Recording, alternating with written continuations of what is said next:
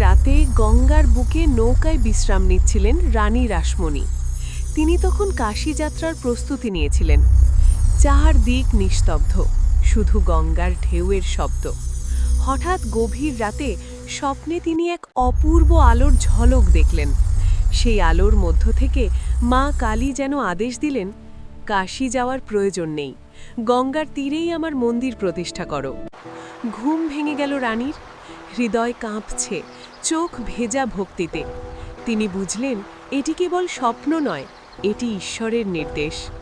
পরদিনই কাশী যাত্রা বাতিল করে তিনি গঙ্গার উত্তর তীরে জমি খোঁজা শুরু করলেন। তখন সেই জায়গা ছিল নির্জন, জঙ্গলে ঘেরা, অনেকেই বলতো অশুভ স্থান। কিন্তু রানীর বিশ্বাস ছিল অটল, যেখানে মা ইচ্ছা করেছেন সেখানেই হবে তার আবাস। জমি কেনার পর শুরু হলো নতুন বাধা। সমাজের কিছু রক্ষণশীল ব্রাহ্মণ আপত্তি তুললেন, কারণ রানী ছিলেন নিম্ন বর্ণের। ভিডিওটি তারা তোমাদের বলল, ভালো লাগলে এই মন্দিরে অবশ্যই পূজা এই হবে না। চ্যানেলটি সাবস্ক্রাইব কিন্তু করবেন, ভক্তির লাইক শক্তির করবেন কাছে সব আর লিখে বিরোধ যাবেন একদিন কমেন্টে থেমে আপনার গেল। রায়।